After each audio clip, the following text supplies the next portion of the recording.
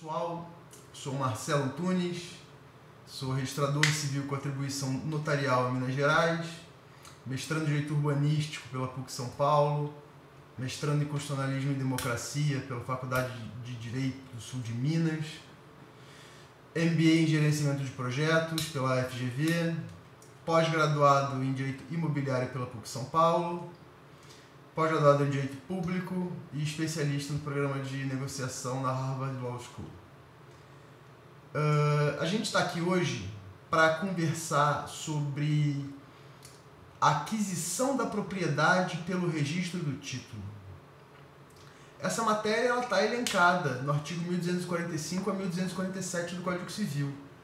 Mas a gente vai ver aqui hoje que isso faz parte de uma coisa muito maior, muito mais complexa do que esses 3 artiguinhos aí que estão no Código Civil. A aquisição da propriedade imobiliária, obviamente, ela faz parte do direito imobiliário. E o direito imobiliário ele é muito mais complexo. Ele não se trata só de direitos reais ou o direito das coisas. Também trata sobre lei de registros públicos, a parte contratual e, enfim, o que a gente tem que extirpar da nossa consciência no primeiro momento é que não há sequer alguma matéria jurídica que não tenha conexão com as outras. Partindo dessa premissa, a gente pode começar a nossa aula de direitos reais com uma ótica um pouco mais aberta, tentando sair um pouco da caixa, porque não é pensando dentro da caixa que a gente vai se diferenciar nesse mercado tão difícil que é o mercado jurídico. Bem-vindos, vamos dar início à aula de direitos reais, direito imobiliário, aquisição pelo registro do título. Pessoal, vamos começar a nossa aula aqui hoje, então vendo como que funciona o sistema de inscrição imobiliária no Brasil. A primeira coisa é que quando a gente fala em que aquele velho brocado jurídico, quem não registra não é dono, estamos sim falando uma verdade. Mas essa verdade, ela diz respeito a uma situação muito mais complexa do que parece. Para registrar um imóvel e adquiri-lo como dono, estaremos falando sempre em método de aquisição derivado. Pois o método de aquisição originário, que não é o caso da aquisição pelo registro do título, o originário não irá necessitar de que se tenha esse registro. Então, e nós veremos em breve isso aí. Então, nós temos que ter em mente que, para falarmos em aquisição da propriedade pelo registro do título, nós temos que saber primeiro que nosso sistema imobiliário é um sistema binário. O que seria um sistema binário? Ele comporta 2 fases, ao menos 2 fases. Uma que é a fase da criação do título, que é a fase negocial, que é aquela onde as partes acordam e fazem um contrato, que vocês todos já viram, direito civil, e sua posterior inscrição. Ocorre que o nosso sistema nacional, ele não é como o francês, que apenas o contrato transfere a propriedade, onde há liberdade máxima para os contratantes, nem como o sistema alemão, que é um sistema que, feito o contrato, requerido para o registro de imóveis que se faça aquele registro, se abstrai a causa do registro. No Brasil não é assim. No Brasil não estamos nem num extremo nem no outro. No Brasil, temos a causalidade do título como uma grande característica a ser observada. Bom, vamos começando então aqui a nossa explanação de acordo com o Código Civil. O artigo 1227 diz o quê? Os direitos reais sobre imóveis constituídos ou transmitidos por atos entre vivos só se adquirem com registro no cartório de registro de imóveis dos referidos títulos, 1245 a 1247, que veremos hoje, salvo os casos expressos nesse código. Então, o que acontece aqui? Nós temos um cartório de registro de imóveis e todo o seu ordenamento, que é quem irá comportar as matrículas e as inscrições tabulares no nosso sistema. Então, isso quer dizer o quê? Que esses direitos reais, estamos falando aqui, todos aqueles elencados no nosso sistema, eles só serão adquiridos quando houver uma transmissão entre vivos com o registro do título. Então, o registro do título é aquele registro que vai criar a existência do direito real. Isso é muito importante. Isso denota o chamado princípio da inscrição. Esse princípio da inscrição, ele diz o seguinte: todos os imóveis deverão ingressar no sistema para terem uma existência jurídica. De uma forma ou de outra, uma hora os imóveis eles vão ter que ingressar. Não estou tratando aqui dos imóveis públicos, que essa é uma outra questão. Mas estou falando dos imóveis particulares. Então, se alguém quer ser dono de algum imóvel, deverá levá-lo ao registro. Isso é uma condição da juridicidade daquele imóvel, digamos assim. Isso, olhando pela nossa perspectiva de desvendar a aquisição da propriedade pelo registro do título, traz à baila o primeiro princípio registral, o princípio dos registros de imóveis, que ele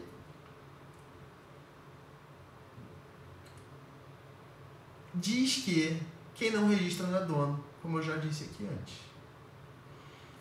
Então, temos aqui a Lei de Registros Públicos, Lei 6.015. Não esqueçam, estamos tendo uma visão diferente hoje. Estamos buscando sair da caixa. O artigo 236 da Lei 6.015, abram aí, muito importante saber, que nenhum registro poderá ser feito sem que o imóvel a que se referir esteja matriculado. Então, esse princípio da inscrição, ele diz que o imóvel, para existir e para que haja uma titularidade de direitos reais, deverá ser inscrito no sistema para que esses direitos decorrentes dessa propriedade, dessa situação jurídica existam.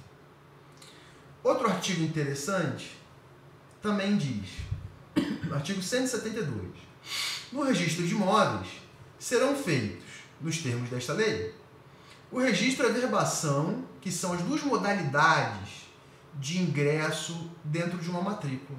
Mas isso a gente vai ver depois. Dos títulos ou atos constitutivos, declaratórios, translativos e extintivos de direitos reais sobre imóveis reconhecidos em lei, intervivos ou mortis-causa, quer para sua constituição, transferência e extinção, quer para sua validade em relação a terceiros, quer para sua disponibilidade. Esse artigo, que acabamos de ler, deve ser lido várias e várias vezes, porque talvez seja um dos mais importantes se não o mais importante, da Lei de Registros Públicos sobre a questão imobiliária. Por que isso? Além dele mencionar as modalidades de ingresso e de alteração dos registros, como registro e averbação, ele diz atos constitutivos, declaratórios, translativos e extintivos de direitos reais sobre imóveis. Só que, na verdade, esse "e" ele não diz ou, ele diz que pode ser qualquer um desses. Isso é muito importante, porque nós teremos atos constitutivos que criarão direito real.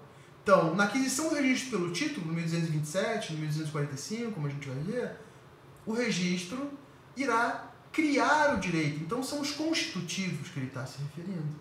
Os declaratórios, que é o próximo, são dos métodos de aquisição originária da propriedade. Por exemplo, uso capião, a cessão, como veremos em outra oportunidade,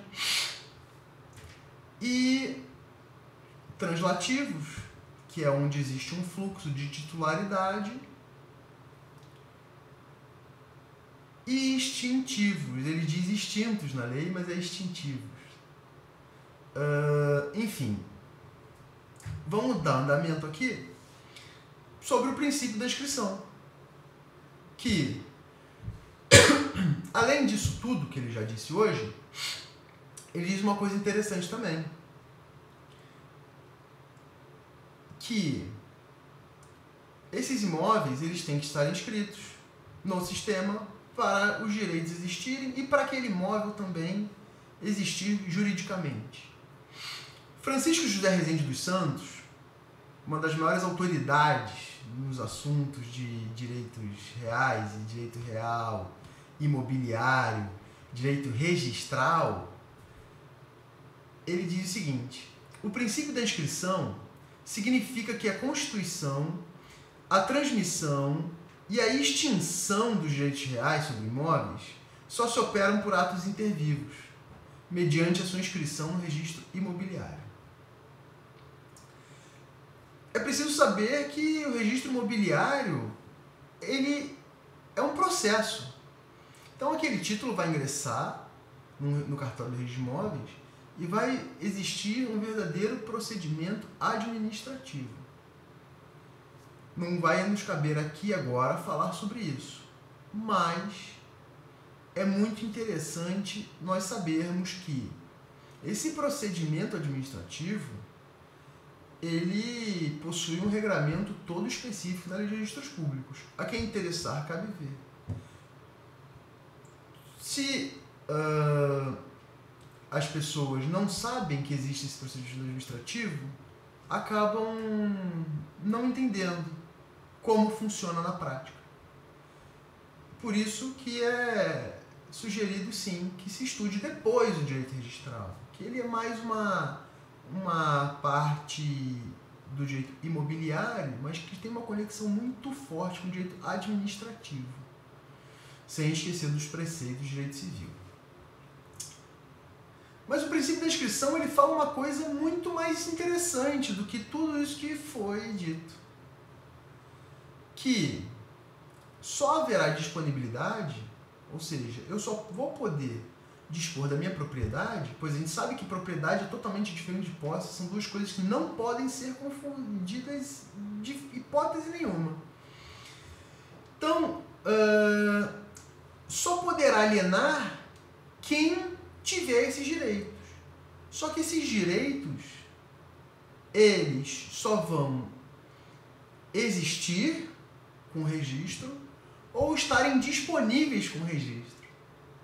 Então, até no método de aquisição declaratório, que não é o nosso caso que hoje estamos vendo, o registro, ele vai dizer o quê?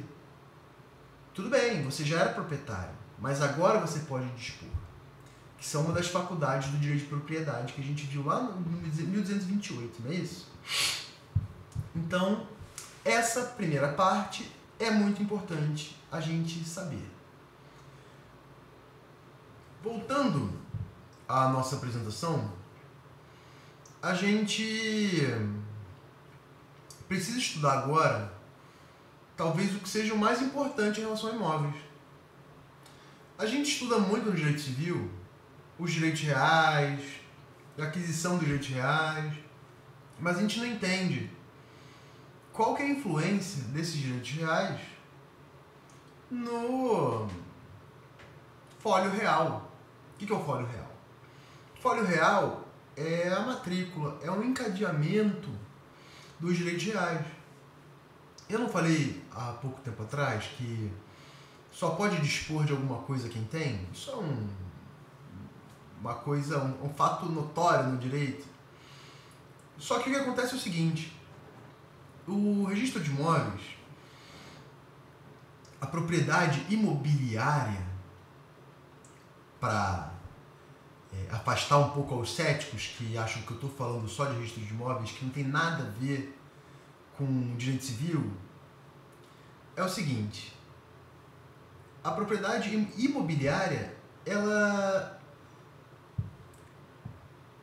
detém essa presunção de que só pode dispor quem tem, só que para eu dispor e eu ter, eu preciso do registro. E para haver esse controle, somente com esse registro. Só que esse registro, ele precisa ter um encadeamento lógico, porque eu só posso dispor do que eu tenho, mas como eu vou saber o que eu tenho? Então, como nós sabemos, a propriedade imobiliária, talvez ela seja mais importante no nosso país.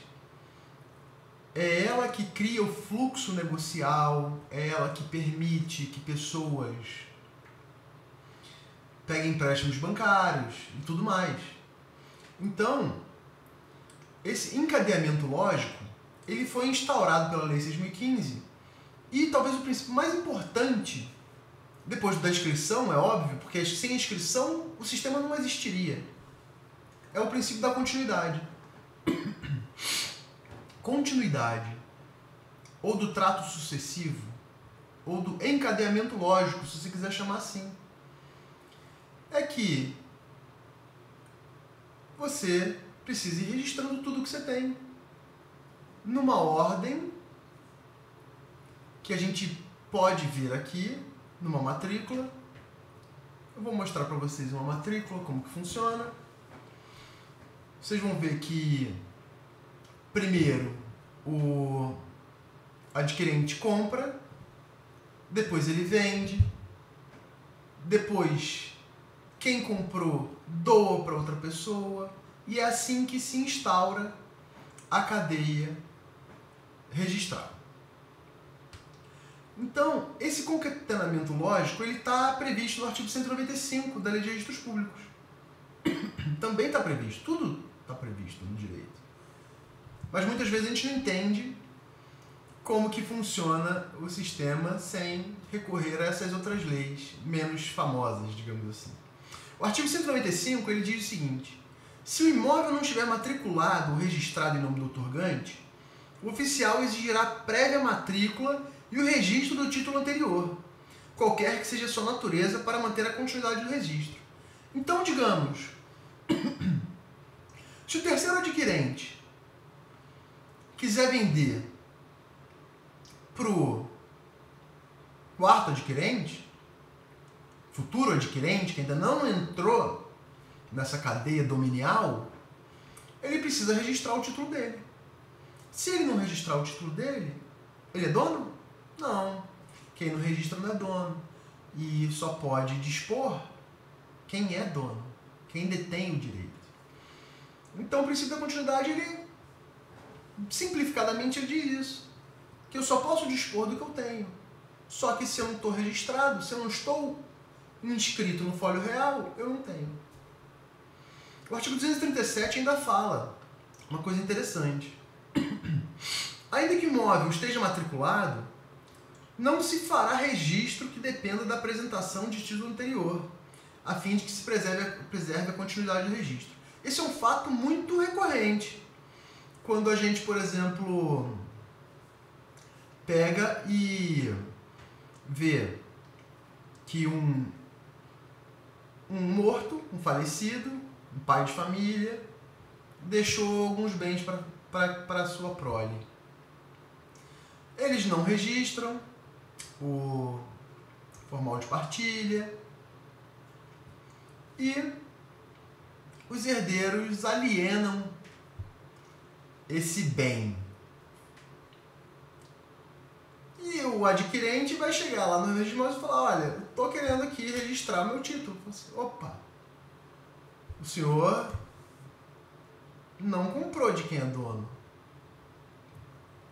Só porque quem é dono é o rapaz lá que está morto, o senhor que está morto aqui. Então, será necessário o registro do formal de partilha para ele poder dispor depois. Porque, mais uma vez, quem não registra não é dono e tem que respeitar a continuidade. Seguindo nessa toada, a gente entende que os princípios eles se interligam. Eles não são, de forma alguma, isolados. Ok? Então, nós podemos aqui agora dar uma pequena analisada na matrícula, só para a gente entender mais um pouco. É uma matrícula hipotética, essa matrícula não existe, mas o que é interessante a gente analisar aqui é que a matrícula, como eu já falei para vocês, ela vai representar todos os direitos relativos àquele imóvel. Então, para quem nunca viu uma matrícula, para quem nunca entendeu o sistema registral, é importante que saiba que os direitos reais sobre imóveis é aqui que eles estão. É dessa forma que eles ficam concatenados. Obviamente, cada sistema registral, cada cartório vai ter a sua própria matrícula, a sua própria modalidade de redação, mas nada muda muito além do que está escrito aqui, porque são requisitos legais. Então, a primeira coisa, obviamente, lá em cima vocês vão ver tem o timbre do cartório. E esse timbre, ele diz onde é que é o cartório, o endereço, etc. O livro 2, que é o livro do registro geral, então ele vai ter números, no caso ele não vai ser 2, 1, não, ele vai ser número 2A, aí depois 2B, 2C, 2D, 2E, até 2E. Aí depois que fechar isso, aí ele vai virar AA, aí vai virar AB, enfim, e assim sucessivamente. No caso, a gente tem o número de matrícula hipotético, que é 10.570, e o imóvel. É aqui, esse imóvel, ele está sendo descrito na matrícula, e isso deve espelhar a realidade. Nesse nosso caso aqui, eu coloquei uma casa de morada com 450 metros quadrados de área construída, situada na Rua 3, número 87, do bairro Felicidade, na cidade de Brasilândia do Sul, bairro F, confrontando o oeste em 50 metros e a sul 50 metros com a Praça das Artes, a leste 50 metros, com imóvel de matrícula 10571, porque tem que saber com quem ele faz a confrontação. A gente tem que situar esse imóvel na cidade e dê serviço ao norte com 50 metros com a Rua 3. Então esse imóvel, no caso, ele dá para a gente imaginar que ele é um quadradinho com 50 metros para cada lado. Bem simples. Cadastro municipal, como acho que eu já havia dito para vocês o que era, é a relação do contribuinte do IPTU, tá? O proprietário, que aí vai ser toda a qualificação do proprietário. Obviamente, a lei de registros públicos ela não exige uma qualificação tão apurada quanto essa daqui que eu coloquei para vocês. Mas é prudente colocar para você determinar. A primeira parte que a gente já viu, que é sobre o imóvel, existe também um princípio dos registros públicos que ele diz que é o princípio da especialidade. Né? Ele abarca 3 modalidades de especialidade. A objetiva, que é relativa ao imóvel, a subjetiva, que é relativa às pessoas, e do fato inscritivo, que é relativa aos direitos inscritos naquela matrícula. Então, a especialidade objetiva a gente já viu, que é a do imóvel. Então ele tem que estar bem descrito. Se ele estiver bem descrito, a gente souber que é ele, está ok. O proprietário, ele vai ser o elemento da especialidade subjetiva. Então todos os elementos dele tem que, de fato, tem que corresponder com a matrícula. Então, por exemplo, se ele se casou novamente, se ele enviuvou, ele precisa constar esse dado aqui na matrícula, ok? Então, aí vai ter a qualificação do proprietário, nome, data de nascimento, filiação, nacionalidade, número do emitente do RG, número e emitente do RG, número do CPF, casado com quem, sobre que regime, aonde que tem o pacto lavrado e registrado, em qual registro civil esse casamento foi registrado, tudo que possa identificar melhor essa pessoa no mundo. A qualificação do cônjuge também é muito importante, porque dependendo do regime ele também será proprietário e por uma futura aquisição por causa morte. Então a primeira parte é justamente essa, que ele é qualificação do imóvel, qualificação das pessoas, o registro anterior, porque o que? Lembra do princípio da continuidade? Então a gente diz, da onde veio esse imóvel? Da onde veio essa conformação desse imóvel? É óbvio que não necessariamente esse imóvel ele surgiu numa parcela nova de terra, não é isso. Mas que as matrículas, elas também não vão ficar eternamente sendo abertas e utilizadas. Porque imagina uma matrícula do imóvel com 300 anos, quantas pessoas já foram donas e que confusão ficaria. Então, é prudente do registrador, a cada momento importante, que não nos cabe aqui dizer, ir encerrando a matrícula, mas ir encadeando esse ato juridicamente dentro do seu registro, para que nenhuma informação se perca sobre a história daquele imóvel. Então, vai ter o registro anterior, os emolumentos sempre, porque a pessoa precisa saber quanto está pagando, justamente para que o registrador não enrole a pessoa, digamos assim, e cobre mais. A assinatura do oficial responsável para fechar o ato e o local e data. Essa é a primeira parte do sistema, né? A primeira parte da matrícula, que diz respeito muito mais aos elementos postos nesse imóvel. Então, passado isso, entendido isso, essa é uma matrícula que é válida no nosso sistema e é isso que vocês vão se deparar quando vocês forem no cartório de registro de imóveis. Certo? Dando seguimento aos nossos estudos, agora a gente vai ver exatamente os direitos inscritos numa matrícula, hipoteticamente falando. Então, é importante a gente ter noção de que a matrícula, como já foi dito, o sistema de registro de imóveis, como já foi dito, ele é um sistema de direitos. Então, no livro 2, a gente pode dar uma olhada aí, que lá no início a gente já viu que constava o proprietário, quem era, com quem ele era casado, enfim. Agora, vamos pensar hipoteticamente que a esposa do marido faleceu. Como que isso ingressa no registro de imóveis? Bom, a averbação do óbito da esposa, ela é um elemento que deve ser feito. Por quê? Para a matrícula espelhar a realidade. Então, nesse caso vai ser por meio de averbação, tá? Que é um fato, notícia, que a pessoa morreu, alguém faleceu.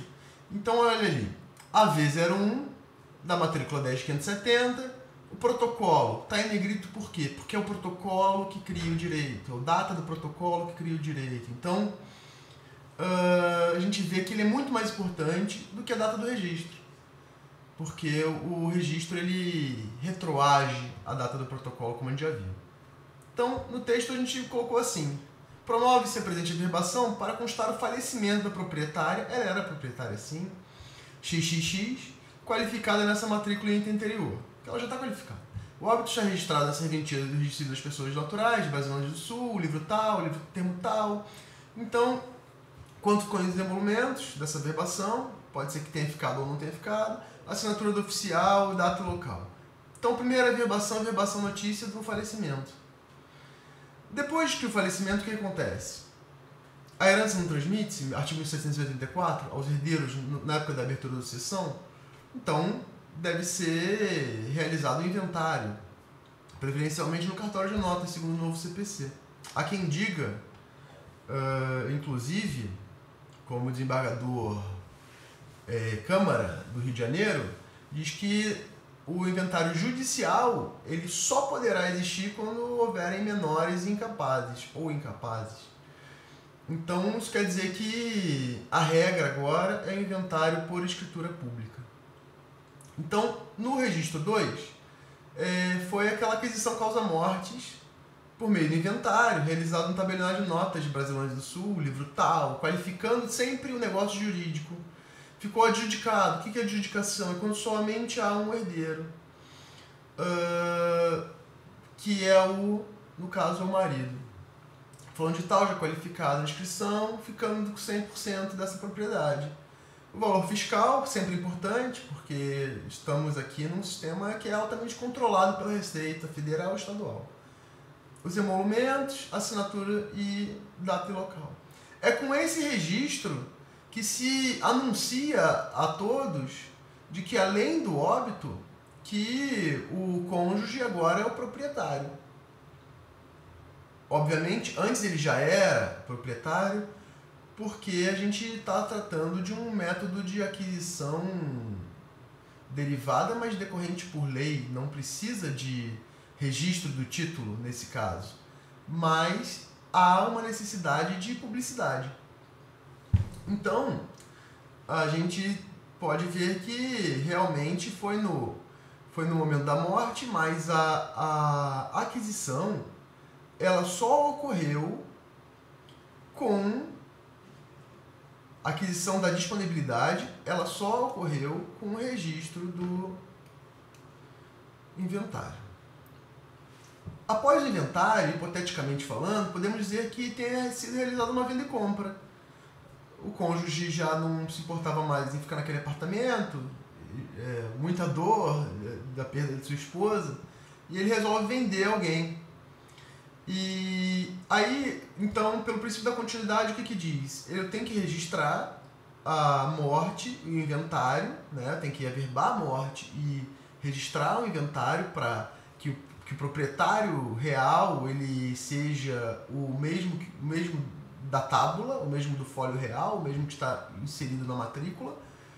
E após isso, ele pode dispor do imóvel. Ele vai ter, aí sim, com esse registro, todos os elementos, todos os poderes do proprietário. Então, por meio de venda e compra, por meio da escritura de venda e compra, o proprietário, que é quem estava lá, obviamente no registro não vai ser proprietário, vai ser fulano, já qualificado, vende 100% do imóvel, porque a gente tem que dizer quanto ele está vendendo, ele poderia vender só 30%, por exemplo. A comprador. Aí vem a qualificação completa desse comprador e sua esposa, né, pelo preço de tanto, pagos de que forma? À vista? A prazo? Isso influencia muito.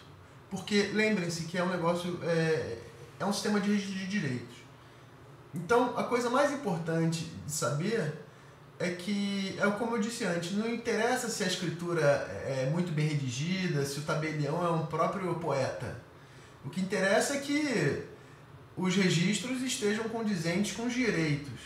E a escritura, depois de um tempo, apesar de ainda haver causalidade com o registro, não é a escritura que vai para o registro.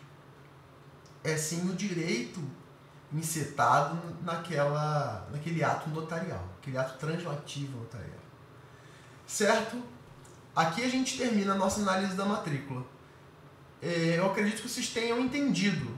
A aula ainda não acabou, mas vocês tenham entendido como funciona um sistema imobiliário, como funciona o sistema de registro de imóveis. É na matrícula que veremos, que verificaremos e constataremos todos os fatos relevantes e que, estando eles lá, ninguém pode alegar seu desconhecimento. uma derivação do princípio da publicidade. Então, muito importante, sempre que vocês forem comprar algum imóvel, ou fazer uma diligência para alguém comprar, ou fazer uma penhora, realizar uma penhora, é importante saber que tudo que estiver elencado na matrícula como um direito de alguém deverá ser respeitado pelo princípio da continuidade. Mas, em todo caso, muito importante se faz essa análise, porque, de acordo com a publicidade, você não poderá nunca alegar que não sabe. Ok? Em nossos estudos, a gente vai entrar no aspecto mais importante da propriedade em relação à posse, que é a publicidade. O que é isso? O que é publicidade? Todo mundo sabe o que é publicidade. Vocês não precisam responder essa pergunta. Mas as pessoas têm que entender que a publicidade ela é muito diferente quando você trata da posse ou da propriedade. Como é que se dá a publicidade da posse? Não é com manifestações de atos humanos de dono? A da propriedade já é totalmente diferente e é isso que faz dela ser tão forte, ser tão importante, ser tão estável. A publicidade da propriedade ela é dada no registro de imóveis. Então você não tem como falar em direitos reais sem a inscrição, mas que essa inscrição, essa continuidade, eles servem para operar a publicidade e com isso gerarem segurança jurídica para as pessoas, segurança jurídica para a sociedade em geral. Sem a publicidade do registro de imóveis, eu não tenho a menor dúvida em afirmar isso, que estaríamos provavelmente num mundo mais primitivo. Porque a publicidade do registro de imóveis, ela tem efeitos erga omnes, efeitos para todos. É inexcusável de qualquer cidadão, brasileiro ou estrangeiro, a afirmação de que não sabe quem é o dono daquele imóvel. Ora, se há registro, há dono. Se há um imóvel registrado e não aconteceu nenhum motivo para que aquela propriedade tenha prescrito, porque isso é um outro caso, isso é um distúrbio do sistema, que seria o uso capião, por exemplo, mas numa situação estável, a publicidade do sistema registral ela responde a todos ou quase todos os anseios da sociedade. Então essa publicidade, ela que será a maior característica, a maior chave da propriedade. Ela emanará para todos que não podem dizer que não conheciam aquele fato e que ordenará o respeito de todos à coisa de alguém. Eduardo Sócrates Castanheira Sarmento Filho, outro dos grandes nomes do direito registral imobiliário, ele afirma que a publicidade é uma característica íncita a todos os tipos de registro, construindo-se ainda em um princípio segundo o qual o conteúdo do ato registrado é passível de conhecimento por toda a coletividade, mediante a simples solicitação de certidões, tendo em vista a eficácia erga omnes, que é exatamente o que eu falei para vocês. Qualquer um pode ir lá no registro de imóveis e pedir uma certidão. Diferente, às vezes, de uma outra situação onde a publicidade ela seja mitigada. No registro de imóveis, a publicidade ela é quase que total. Pelo menos para as matrículas e para saber quem é o dono daquele imóvel, qual é a situação real daquele imóvel, é muito importante você ter a publicidade plena. Esse fato, ele se liga muito mais com a vida das pessoas do que com a vida do registrador. Querem saber? Quando alguém vai adquirir um imóvel, como é que você faz? Para os operadores do direito que assistem a esse singelo vídeo, eu afirmo que com a matrícula vocês vão conseguir ter quase tudo. Além do que hoje existe o princípio da concentração dos atos na matrícula, que não nos cabe agora ver, mas que é pela matrícula que teremos toda a publicidade. É por meio da matrícula que se emanará a publicidade, por meio da certidão da matrícula. E ali veremos se aquele imóvel está bom ou ruim para compra e venda, por exemplo. Ou bom e ruim para uma garantia. Quem for fazer empréstimo no banco e for conceder o seu imóvel como garantia, pode ter certeza que a primeira coisa que o banco irá olhar será a integridade do imóvel. Integridade de direitos. Não integridade física. Não é só a questão de uma parede estar mal pintada, isso é outra coisa. Mas ele vai saber se, o principal é saber se aquele imóvel pertence àquela pessoa, aquele imóvel tem um risco de evicção, aquela garantia é boa porque há direitos de alguém que detém aquela coisa. Isso tornará uma garantia boa. Então, temos que a publicidade, ela diz respeito muito mais em relação à sociedade e a terceiros do que, propriamente dito, para o dono. Porque quem é dono não precisa de publicidade. Ele já sabe que é. A publicidade é uma garantia do cidadão. A publicidade é uma garantia nossa. A publicidade é um avanço da sociedade. Por meio da publicidade que se estabiliza a sociedade. É aí que a gente vê a diferença das ações possessórias das reivindicatórias.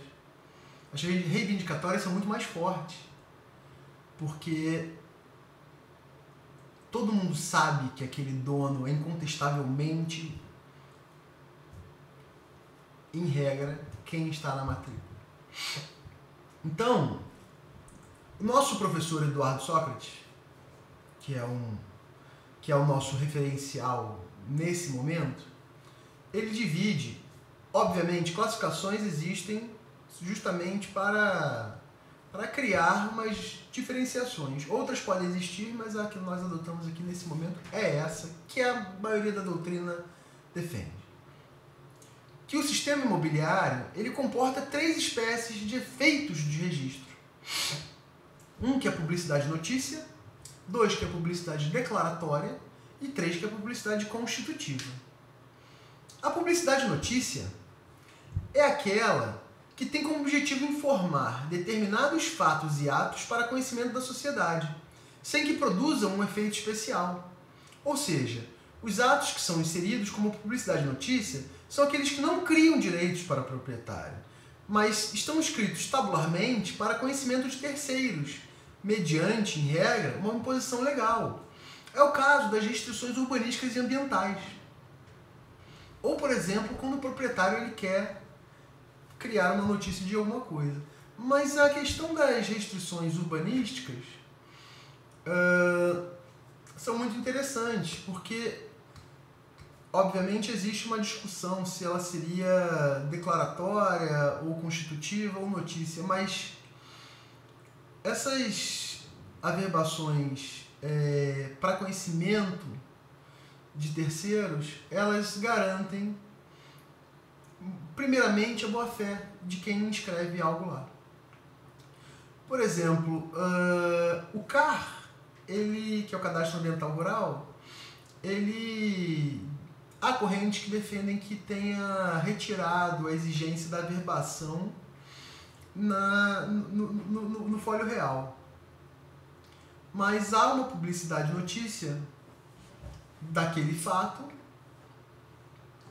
que deve ser inscrito no registro.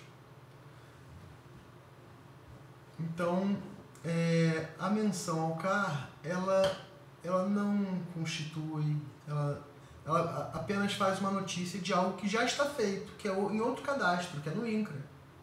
Então, publicidade de notícia, ela talvez seja uma publicidade que é muito mais social do que as outras. A publicidade declaratória, ela é aquela que vai ocorrer somente para conceder alguns dos efeitos da propriedade, mas que já estão nas mãos do seu verdadeiro proprietário. A publicidade declaratória, ela tem uma relação muito grande com as aquisições derivadas de lei. Então, por exemplo, quando se abre a sucessão, a herança transfere-se aos herdeiros. Então, você vai dizer: ah, Marcelo, então você falou que tem que ter registro, porque no registro não é dono. Em regra. Do título, lembra? Na aquisição dos direitos derivados do princípio de Sazini, do artigo 1784 do Código Civil, não, ele já é dono. Então aquele herdeiro que vendeu, ele já era dono, mas ele não tinha ainda a disponibilidade do seu imóvel. Ou seja, ele era um proprietário, mas ele tinha 100% das faculdades proprietárias? Não tinha, mas ele já era proprietário. Então o que acontece a publicidade declaratória, ela vai ocorrer quando o registro for posterior ao ato constitutivo do direito real. No caso, um fato, a posse com ânimos domini mais um tempo, mas que eu deve ingressar no sistema de registro de imóveis para conferir todos os poderes. Então, sentença de uso capião, a desapropriação também, ação discriminatória dos bens da União, são alguns dos exemplos da publicidade declaratória. É a segunda modalidade de publicidade. A publicidade constitutiva é justamente a que nós estamos vendo hoje e que se mostra muito interessante por ela ser a publicidade das publicidades. Ela é a publicidade que, de tão forte, ela cria. É a publicidade que diz: quem não registra não é dono. Acabamos de ver que a publicidade constitutiva é aquela da aquisição pelo registro do título. Agora talvez nós poderemos iniciar realmente a nossa aula e fazer quem quer que essa aula acabe mais rápido, mais feliz. O artigo 1245 do Código Civil, ele vai dizer o quê? Transfere-se a propriedade, se transfere-se entre vivos a propriedade mediante o registro do título translativo no registro de imóveis. A gente já viu um pouquinho do registro de imóveis, a gente já viu outras coisas, outros elementos desse sistema, que é muito mais complexo. E nós vimos que o nosso sistema ele tem duas fases, um sistema binário. Nosso sistema, gente, ele provém do direito romano. Ele tem o título de modos. É o título mais o contrato. O título é o contrato. E depois o modus, que é o registro. É o nosso sistema aqui. E ele é causal. A gente vai ver depois o que é causal. Mas já adiantando uma vez que verificado que esse título ele não exprime a verdade, é um fraudulento, por exemplo, o registro irá se desconstituir. Esse é o nosso sistema. Ele não é um sistema abstrativo. Ele é um sistema causal. Então, quando o artigo diz que transfere-se entre vivos a propriedade, nós temos que saber que estamos tratando, no 1245, e agora estamos tratando, de método de aquisição derivado da propriedade. É aquele que se transmite de A para B. Geralmente é um contrato de compra e venda, um contrato de doação. essa é a aquisição derivada. É quando a coisa já existe e ela passa de uma mão para outra. Dando seguimento, alguém iria me perguntar: mas Marcelo, o que é um título? Essa é uma pergunta que muita gente faz. Pouca gente sabe responder. Vocês sabem responder o que seria um título? É simples. O título é um contrato? Pode ser que seja, pode ser que não seja. O título é um contrato feito num papel qualquer? Ele pode ser um contrato eletrônico? O que pode ser o título? Bom, primeira pergunta, ou primeira resposta, seria: ele é um documento. Ou se ele seria um documento? Bom, documento em sentido amplo, segundo Loureiro, é um bem com vocação para constar em qualquer espécie de situação jurídica. Por exemplo, um RG. A carteira de identidade de vocês, obviamente, é um documento, não preciso falar isso para ninguém. E o que seria um documento em sentido estrito? Seria a causa de um direito e o escrito que constata um ato jurídico ou um ato material, que pode produzir efeitos jurídicos. Isso quer dizer o quê? Um título é um documento em sentido estrito. Então, nas palavras do professor Luiz Guilherme Loureiro, quem gosta de direito notário registral já deve conhecer o professor. Um livro best-seller, que também é interessante a leitura. Para Luiz Guilherme Loureiro, então, ele diz o seguinte: que o título, no seu aspecto material, é a causa ou razão justificativa de aquisição, modificação ou extinção do direito. Por exemplo, o contrato de compra e venda. Já do ponto de vista formal, o título se refere ao documento que contém o ato ou negócio jurídico do qual deriva o direito a ser inscrito. Por exemplo, escritura pública. Então, sim, documento, em sentido estrito, pode ser um título. Mas o título, ele pode ser classificado em duas formas. O título material, que é a substância daquele negócio, e o formal, que são os elementos extrínsecos. Então, assim, se eu tenho uma compra e venda, lavrada, uma escritura pública, o título material, ele é a própria compra e venda, ele é um negócio jurídico incitado naquele ato. Mas o título formal, ele é aquele que engloba o ato daquela forma que deve ser feito.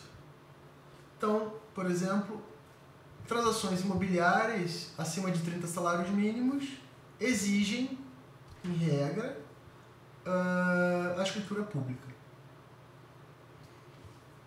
Isso aí é inegável. O artigo 221, depois, a gente talvez tenha que dar uma olhada, porque ele é muito importante, ele diz o que é um título. Enquanto a gente não souber o que é um título e quais são os títulos aptos a ingressar no sistema registral, a gente não vai saber para que adianta eu estar falando sobre isso com vocês. Bom, para começar, essa é a diferenciação entre título formal e título material, que parece uma besteira e das grandes, ou uma inutilidade, ela se prova sendo uma das coisas mais importantes que a gente vai dizer agora.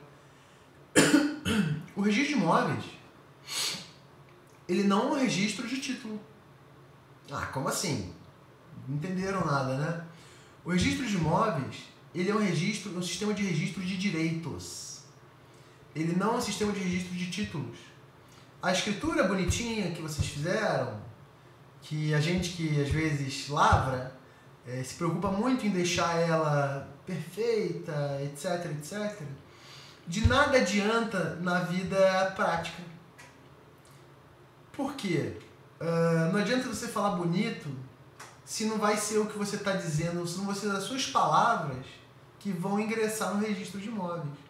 O que irá ingressar no registro de imóveis é o direito. E esse direito, o registrador imobiliário vai escrever do jeito que ele quiser.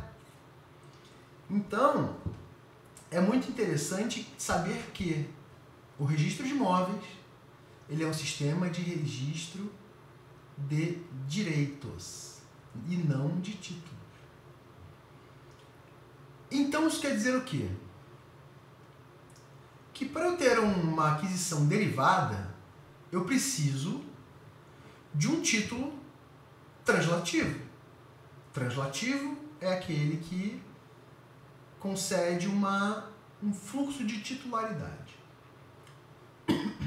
Alienação, isso é muito importante saber, que ela é a troca daquela coisa nas mãos das pessoas ou daquele direito.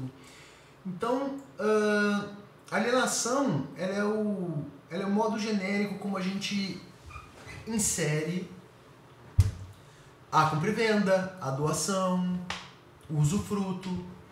Os direitos reais, eles, quando são derivados, nós podemos dizer que há sim uma alienação deles. A alienação ela vai exigir algumas coisas, 3 elementos principais para formar aquela situação jurídica. Até hoje eu não consegui pensar em nada que fuja disso daqui. Que é a coisa, que é o bem, no caso, uma propriedade imobiliária, pessoas, ou 2 pessoas, ou uma coletividade, ou 3 pessoas, ou uma pessoa e ninguém, também pode acontecer na renúncia, e um fluxo de titularidade, que ele vai ser operado, obviamente, pelo contrato, por alguma coisa assim do gênero. Mas é esse fluxo de titularidade que vai configurar a alienação. É quando uma coisa que estava na minha mão passa para a mão de vocês. Então, a gente tem 2 fases no nosso sistema binário, que é a formação do título e o registro. Eu falei para vocês já que o procedimento de registro de imóveis é um procedimento administrativo. Então, ele tem um regramento todo próprio e ele é muito formal. Ele é muito formal.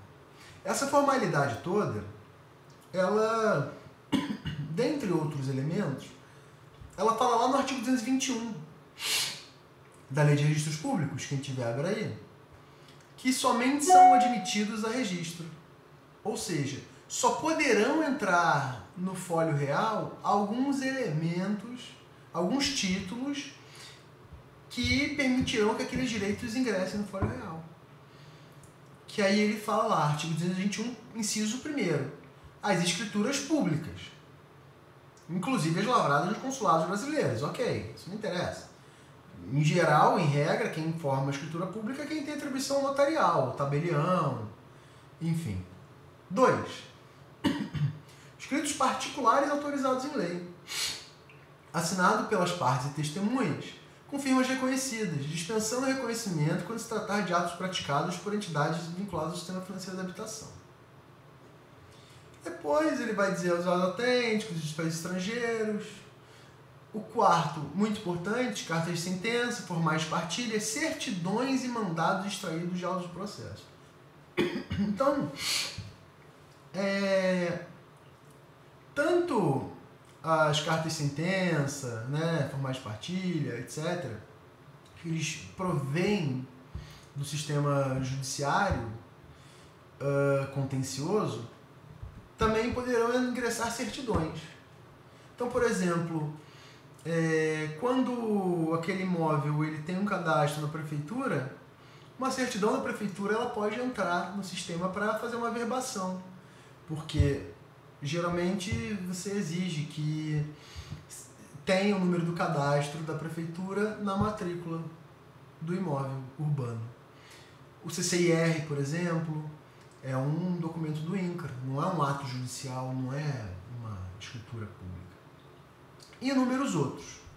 O artigo 221, que vale a pena a leitura, ele dispõe sobre os títulos aptos a ingresso e nenhum outro mais poderá ingressar aí no sistema registral. Isso é muito interessante para não passar vergonha, porque às vezes a gente quer que ingresse alguns títulos no registro de imóveis e eles não conseguem. Mas não é porque o registrador é chato, ele também pode ser chato, mas o sistema superformal, que eu disse, ele só aceita alguns títulos, determinados títulos especificamente. Então não adianta. Então, escrituras públicas, por exemplo, o artigo 108 do Código Civil vai dizer: tem que fazer escritura pública. Vocês já se perguntaram por que tem que fazer escritura pública, né? Para transmitir a propriedade, em regra. É por causa disso. Porque um contrato particular de compra e venda definitivo do imóvel acima de 30 salários mínimos, que é praticamente qualquer imóvel, ele não está autorizado em lei. Faz uma bobagem, mas é muito importante. Então, aí ele ingressaria só como escritura pública, certo? Então, por enquanto é isso. No nosso estudo, agora a gente vai ver o 1245, parágrafo 1º, que ele diz o seguinte: enquanto não se registrar o título translativo, o alienante continua a ser havido como dono do imóvel. Lembram que a gente repete inúmeras vezes quem não registra não é dono? É exatamente isso. O princípio da legitimação ou da presunção, que é um outro princípio registral, mas que tem influência absurdamente grande e influente no direito civil, na verdade pode ser até dito que ele é um princípio de direito imobiliário. Ele fala o quê? Ele confere uma presunção de veracidade aos atos que estão escritos, porque ele deriva do princípio da fé pública. Então é isso que o 1245, parágrafo 1º, vai dizer pra gente. Enquanto não se registrar, o alienante, que é aquele que está vendendo, continua sendo vendido como dono, porque na verdade ele não vendeu. O título, o contrato, a escritura pública, eles são umas promessas de fazer. Você me paga e eu te outorgo a escritura. Mas não é a escritura que vai transmitir. Eu prometo que eu vou te transmitir, eu prometo que eu vou deixar transmitir. Mas a transmissão, de fato, só acontece com registro. E é isso que acontece quando uma pessoa fraudulentamente vende imóvel para duas. Quem é o dono? Depois a gente vai ver isso.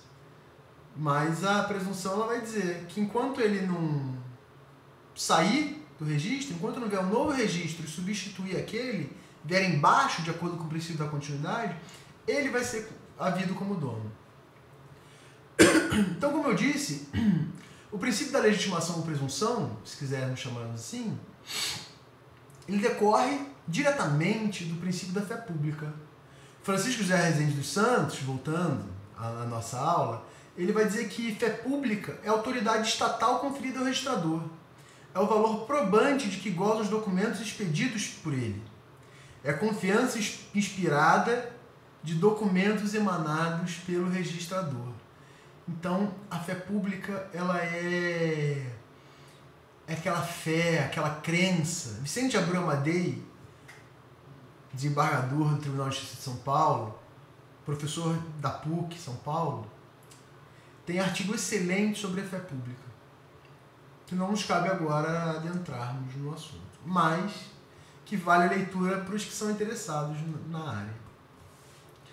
Então, temos que, sim, existe esse princípio da legitimação, o princípio da presunção, derivados da fé pública, e a legitimação também, ela emana também da publicidade.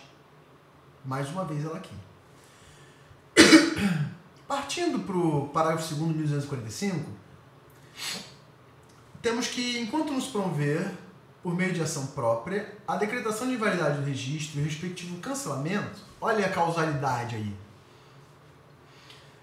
O adquirente continua a ser havido como o dono do imóvel. Então é exatamente isso. Enquanto não tiver uma ação que disser que esse adquirente, esse titular desse direito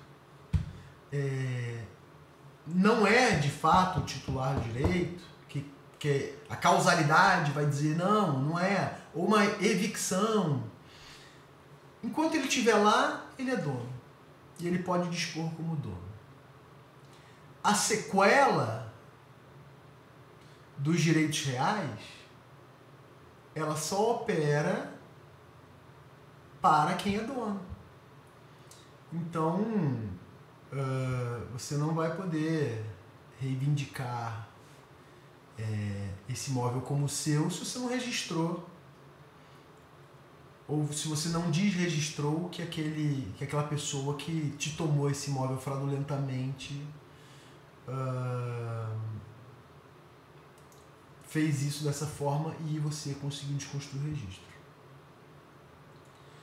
Então, é interessante que esse artigo 245, parágrafo 2º, ele mais uma vez ele vai ter uma relação muito forte com a lei de registros públicos. Que ele fala o seguinte, o 252 da lei de registros públicos, abram aí, ele vai falar, o registro, enquanto não cancelado, produz todos os efeitos legais, ainda que por outra maneira se prove que o título está desfeito, anulado, extinto ou rescindido. Então, por mais que haja a causalidade do sistema imobiliário,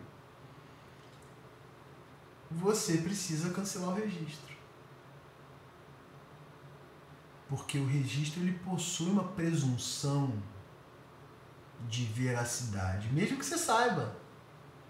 Mas a publicidade deve ser dada. Então, você precisa desconstituir. Ok? Isso é muito importante. Isso é de extrema importância. Então, se vocês algum dia se depararem com uma situação de cancelamento de registro, por favor, primeira providência, desconstituir aquele registro. Porque até esse momento, pode vir um terceiro de boa-fé e adquirir desse fraudador. E vocês não vão querer isso, né? Porque somos todos operadores do direito e ninguém quer ouvir reclamação do seu cliente. Então, essa questão é muito importante.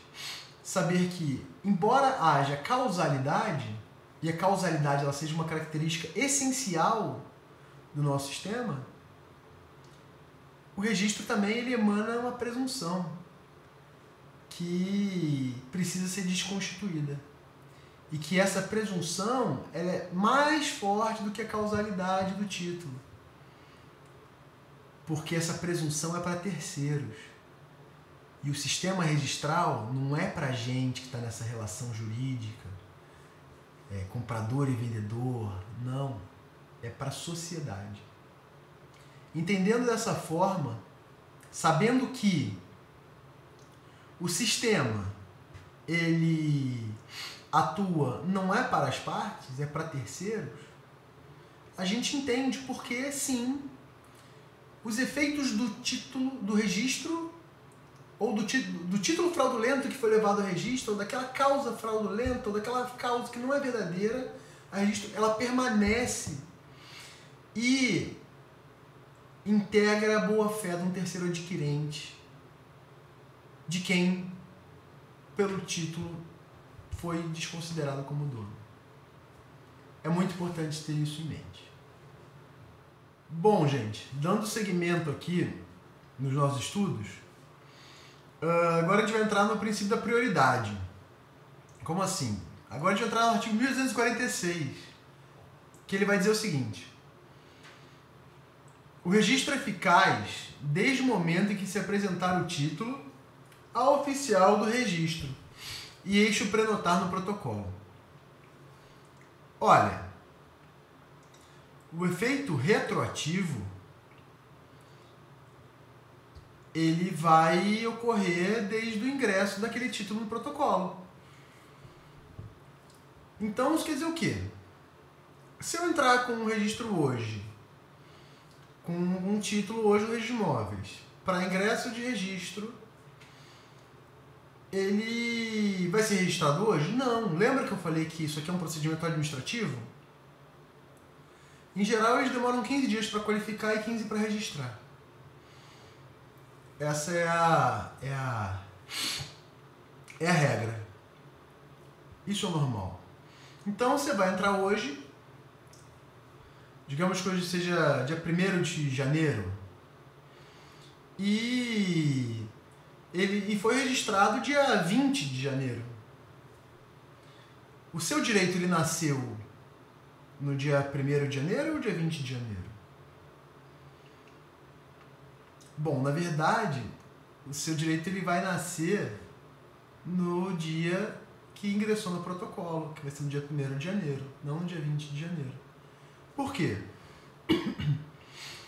Porque a lei diz que esse direito ele vai existir desde o momento que se apresentar no protocolo, ou seja, o cidadão ele não tem culpa de que o processo seja uma coisa super complexa e, de certa forma, demorada, porque lembrem que temos um registro de direitos, não um registro de títulos. Então, os direitos são sinalizados. A formalidade é muito grande. Então, é o benefício de quem leva ingresso de não ser prejudicado pelo sistema, que ele realmente é muito complexo. Isso tudo para dar segurança jurídica. Imagina, então, se fosse assim, né, várias garantias poderiam se perder quando o registro se tornasse da data do registro.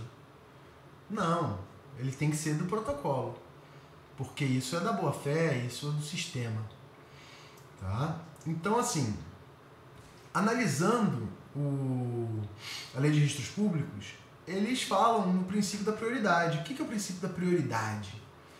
Ele fala o seguinte: todos os títulos tomarão no protocolo o número de ordem que lhes competirem em razão da sequência rigorosa de sua apresentação. Ou seja, quem apresentar primeiro vai ter essa coisa que se chama de prioridade. Apresentou primeiro o título, vai ter prioridade no registro. Lembrem que poderemos ter títulos contraditórios de uma pessoa vendendo o mesmo imóvel para outras, para várias. Então, quem levar primeiro o registro, então, ou seja, saiu do cartório de notas, fez a escritura, voa para o registro de imóveis. Voa. Porque se alguém registrar antes, levar a ingresso, né, no registro de imóveis um título, você vai perder o seu direito. Porque o direito ele só existe a partir do registro. Só que esse registro ele retroage a data do protocolo. O artigo 186 da Lei de Registros Públicos ele também vai falar que o número de ordem determinará a prioridade do título. Ou seja, o número de ordem determina a prioridade do título, quem vem primeiro. E esta a preferência dos direitos reais. Olha que clareza. Ainda que apresentados pela mesma pessoa, mas de um título simultaneamente. Isso pode acontecer. Mas a regra é: quem apresentar antes, leva antes. Quem apresentou primeiro, fez nascer o direito real primeiro. E depois, no artigo 188, ele fala justamente isso que eu falei para vocês, que protocolizado o título, proceder-se ao registro dentro do prazo de 30 dias. Claro, mas aí as corregedorias elas determinam, não, é 15 para qualificar, mais 15 para registrar, porque tem exigências, às vezes tem exigências a serem cumpridas naquele procedimento administrativo, que não nos cabe aqui discorrer sobre tudo. Sobre o princípio da prioridade, Afrânio de Carvalho, um dos maiores doutrinadores da história do direito registral, ele vai dizer o quê? O princípio da prioridade significa que num concurso de direitos reais sobre imóvel, estes não ocupam todos o mesmo posto, mas se graduam e classificam por uma relação de precedência, fundada na ordem cronológica do seu aparecimento, prior tempore, prior iure. Então, o princípio da prioridade ele vai dizer exatamente isso. Então, o princípio da prioridade ele vai ter uma relação simbiótica com o registro e ele que vai dizer, ó, quem levar primeiro vai levar e vai levar da seguinte forma. A partir do dia que ele trouxe aqui para o sistema, ele vai ser beneficiado apenas com a data do protocolo. Isso é muito interessante. Congruência. O que é isso? O artigo 1247 ele fala o seguinte: se o teor do registro não exprimir a verdade, poderá o interessado reclamar que se retifique ou anule. Bom, essa é uma máxima de que a realidade e o registro eles devem ser espelhados. De que adiantaria toda essa publicidade, todo esse sistema de continuidade, se registro e fatos reais não se espelhassem? Então, esses princípios, eles exigem uma congruência entre o que está no fólio real e a realidade. Porque é isso que fortalece o sistema. É que a publicidade ela reflita a realidade. Então, o que acontece? O proprietário, ele pode sim e deve sempre fazer com que esse espelhamento ocorra. Caso a descrição do imóvel ela não condiga com o que deva estar posto, ele pode realizar um procedimento administrativo denominado retificação de registro. Ele está lá no artigo 212 e 213 da Lei de Registros Públicos, e eles falam que, assim, basicamente se for uma retificação simples, por exemplo, o nome na certidão, o nome que está na matrícula, que está errado, ele só com a apresentação de uma certidão ele conseguiria retificar. Caso diverso, acontece se é uma retificação diária, por exemplo, que aí você precisaria de uma assinatura de responsabilidade técnica de um engenheiro, de um agrimensor, para delimitar aquele imóvel e demarcar aquele imóvel. São inúmeras as modalidades de retificação de registro que não nos cabe aqui comentar. Apenas dizer que sim, é possível sim. Se você tem aquele terreno que já foi construída uma casa, você pode averbar a construção desse imóvel.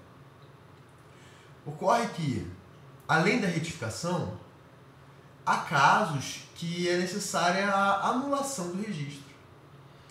E esse registro ele pode ser sim anulado e, enquanto ele não for anulado, como nós já vimos, ele vai espelhar uma situação que, embora seja mentirosa, mas que vai criar efeitos para todos, inclusive terceiros.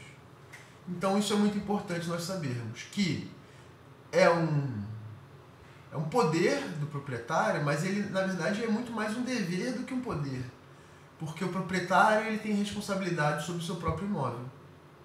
Então o registro deve espelhar a realidade. Bom, gente, dando seguimento à parte final aqui da aula, a gente tem que o artigo 247 ele também possui o seu parágrafo único, que ele diz mais ou menos que, cancelado o registro, poderá o proprietário reivindicar o imóvel independentemente da boa-fé ou do título do terceiro adquirente.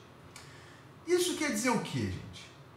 Quer dizer que o que todos nós já sabemos, que a propriedade ela possui um dos elementos que é a sequela. Obviamente, essa sequela ela só existe nas mãos de quem é proprietário. Cancelado o registro, então, a gente pode saber que aquele que teve o seu registro cancelado não é mais o proprietário. O proprietário é aquele que, de acordo com o princípio da continuidade, princípio da inscrição e todos os outros que nós vimos aqui hoje, o proprietário será aquele que está acima no registro. Então, esse proprietário ele terá esse poder de reivindicação face ao esbulhador agora, provavelmente. Então, isso é independentemente da boa-fé ou do título de terceiro. Por quê? Porque quando você tem o registro, você ilide a boa-fé e o título sem registro não é nada. A desconfiguração da boa-fé ela vai ocorrer porque a publicidade ela é muito forte. Isso é mais um efeito do registro. Além disso, temos também que no artigo 254, ele diz o seguinte, da Lei de Registros Públicos vai dizer o seguinte: se cancelado o registro, subsistirem o título e os direitos dele decorrentes, poderá o credor promover novo registro, o qual só produzirá efeitos a partir da nova data.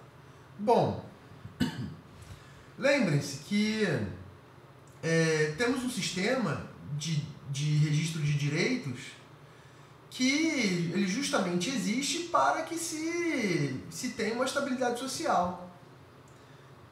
Não faria o menor sentido se as partes têm um contrato com um terceiro, com um banco, por exemplo, e após algum cancelamento de registro e tudo que é posterior a ele, por exemplo, que o banco não possa, ou os credores não possam registrar o seu título que tem uma causa legítima que não tem nada a ver com o que foi desconstruído.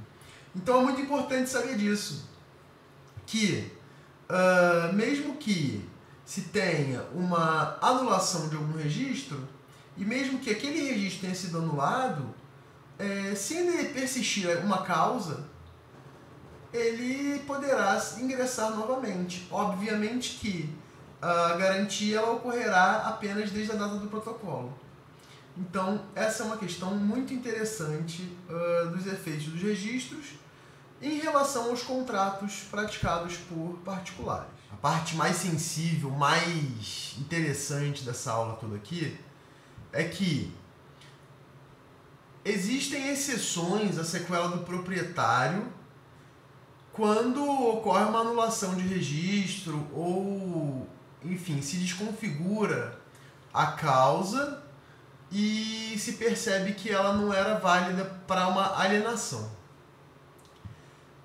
O código ele possui algumas dessas disposições esparsamente e que, a meu ver, são de extrema importância, pois essas disposições elas acabam com a regra que é quem não registra não é dono. Na verdade, mesmo que se prove que uma causalidade era fraudulenta e se desconfigure o registro, aquela situação vai permanecer igual e vai fazer parte de uma exceção à sequela do proprietário. Bom, quais são essas modalidades?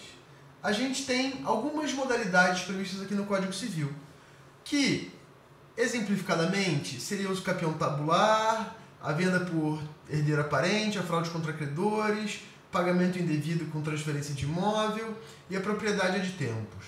Eu não vou falar aqui de todas hoje, porque, enfim, a aula já está terminando, já estamos quase 1h30 de aula aqui, mas o interessante aqui é, principalmente na matéria de direitos reais, que vocês já viram, a uso capião tabular, e também eu vou falar sobre a venda do herdeiro aparente, que também é uma particularidade interessante. As outras ficam para a próxima aula.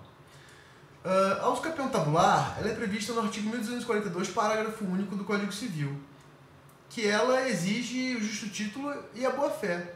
Só que, além disso, a uso capião tabular ela exige o justo título, a boa-fé, mais um registro que foi anulado.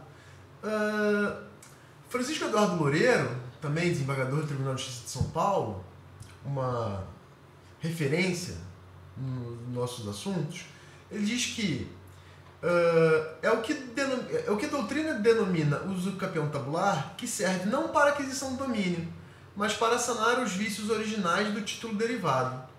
Pode, por exemplo, se alegar exceção de uso capião em demanda que tenha por objeto a anulação nulidade ou mesmo declaração de inexistência de negócio que deu origem ao registro. Embora haja controvérsia do tema, não há necessidade de registro inválido permanecer aparente por 5 anos. Essa é realmente uma questão bem sensível. O que exige a lei, continua ele, é que a posse dure 5 anos e que o título aquisitivo oneroso tenha ingressado no registro em algum momento, ainda que seu cancelamento se dê antes do quinquênio. Então, o que acontece? Mesmo que se desconstitua o registro, mas o proprietário ele tenha permanecido naquele imóvel por 5 anos, se desconfigura a sequela naquela propriedade. Por quê? Porque ocorreu uma prescrição aquisitiva, uma uso capião. Então é muito interessante que o proprietário que cancelou o registro, ele não vai conseguir mais ter esse imóvel, porque ocorreu uma verdadeira prescrição em desfavor dele. Esse é um prazo super curto de uso capião, que vocês já viram, mas que é muito interessante. A outra, que a gente vai tratar aqui hoje, é a venda por herdeiro aparente. Então, o artigo 1817 do Código Civil, ele vai falar lá na parte de sucessões. São válidas alienações onerosas de bens hereditários a terceiros de boa-fé e atos de administração legalmente praticados pelo herdeiro, antes da sentença de exclusão. Mas aos herdeiros subsiste, quando prejudicados, o direito de demandar-lhes perdas e danos.